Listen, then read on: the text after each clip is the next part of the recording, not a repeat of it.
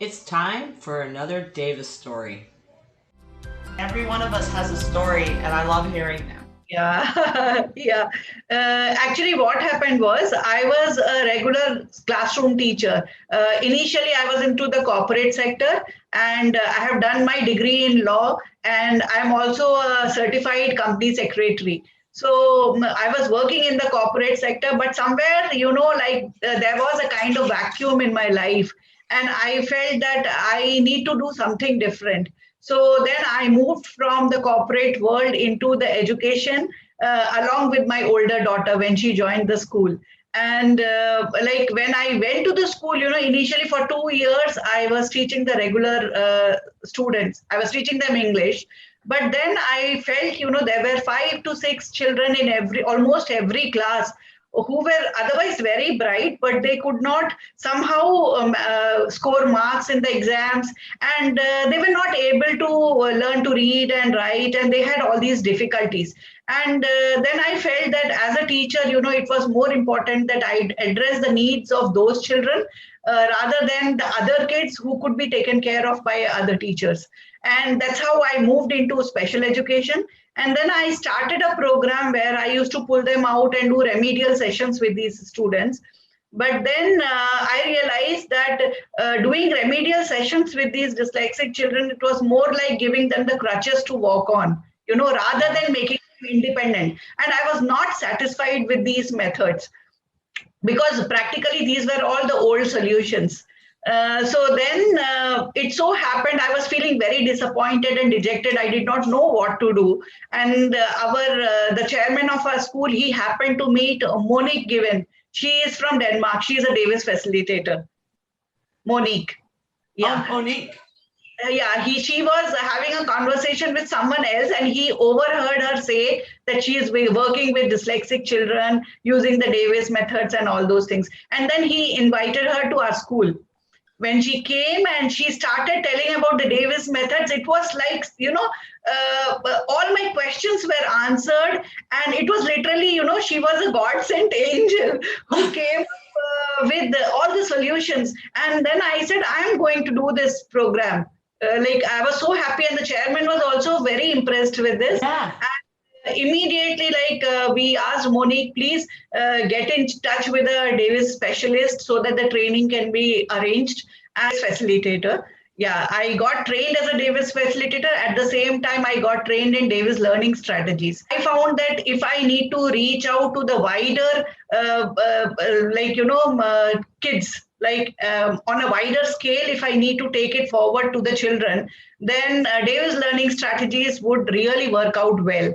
So I got trained in that, and a lot of teachers in our school were trained in Davis learning strategies. Close to 500 teachers actually got trained.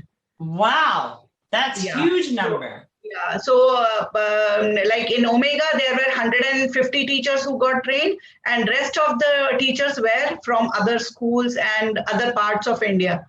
So what happened was we tried bringing it in the regular mainstream classrooms, but somehow teachers needed that kind of push and guidance, and it was not like they were not able to complete the entire program of 3 years in DLS. So, but in then I started Indigo section in Omega. So Indigo was from grade 1 to grade 7, in which we took admission of children with special needs from different schools in India, where like most of these children were rejected. Yeah, so like when the parents found out that there was a school that was taking in kids who were being rejected by other schools, they were very happy and they approached us, and that's how Indigo came into being. And these children, rather than being pulled out of classes for remedials and all, they learn in an inclusive environment using Davis learning strategies, and it works out magically for them.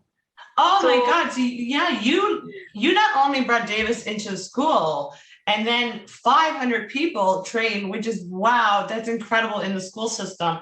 But then on top of that, to make it even easier for the children to learn in all the different classes, you developed an actual department that could take Yes. in kids from Yes. everywhere that wanted to learn, that learn Right. differently and just needed Yeah. to have tools that could help them. That's Right. incredible. How long did it take you to do that? Like, that's huge. We started in 2014, actually. In 2014, the Indigo was set up. And now, we have had our students who have graduated from the school, and they're doing very well. The first batch actually did very well in their board exams, and none of them took any kind of exemptions from the government. So Isn't most that of the incredible? children, yeah, it is. It works out so beautifully for these children. So I'm able to reach out to the larger group of students, and it is very cost effective. We also train parents. So most of the parents whose kids are in Indigo, they also undergo Davis Learning Strategies workshop, and they also get trained. So the children are able to get greater support.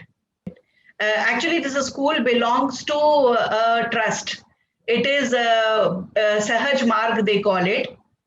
It's a kind of a trust that focuses on bringing about the holistic personality of a person using the heart.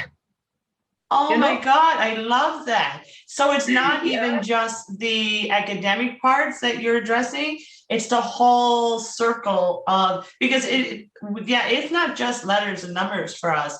There's an emotional side, there's a confidence side, there's all the impacts, how we deal with change, and even some of the kids and even myself, it's that outlook, and then trying to make it not look as daunting and big all the time, right? Because Correct. everything is such a struggle when we do it differently. But I'm thinking that if you've got all these people doing the same type of skill, that when those things happen, they can easily see that they can use their tools and just accomplish that. They can accomplish anything when we have the tools.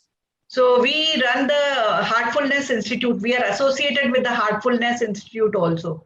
So it is a part of the Hedgemark system, So it is a meditative practice. And because we believe in these meditative practices, we could easily understand and connect with the Davis methods, because there is so much similarity between the two, The message is, you believe in the heart, you have that empathy, you have that intention to support the person, So we were able to understand this so well and take it forward in the school.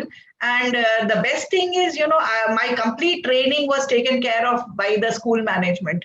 Isn't that beautiful? And it's like, we already know that we are more empathetic people. We're more sensitive to the world. We're more emotional in general. We have those dials, right? Really low or really high. And you guys have addressed all of that. And what I love about that, because all of those skills are often seen as negative, but they're actually really positive skills. That's right. Right? They're actually skills that not everybody has. Like, wow, I can imagine the results that are coming out of your school system. And it's still going strong today, or it continues to go strong? Yes, it's becoming stronger because the teachers who had been trained in Davis Learning Strategies and they've been using it with the kids, they are far more confident now in handling the tools. And what I have done is, into the academic planning that they do, teachers, I have incorporated the life concepts also. Oh, wow. The life concepts are incorporated in it. So we start right from grade 1 with individuation, and then the concept of change, sequence, consequence, everything is taken care of using the different subjects that the children learn. So that's incredible. So I have to ask a question. Are there any children now currently that doesn't fit anywhere? Do you know what I mean? Where there's kids just left out, you cannot figure out what to do with those children. Do you have any kids like that now where you cannot help? No, we don't have any such kids. No, we don't have any such kids. Actually, the children with very severe difficulties, we support them till grade 7. And after grade 7, in case they are not able to manage writing and other things, we provide them scribe, so that at least they are able to speak out and someone else writes the exams for them. And we give them also some vocational subjects, so that after their grade 10 exam, at least they become independent in life.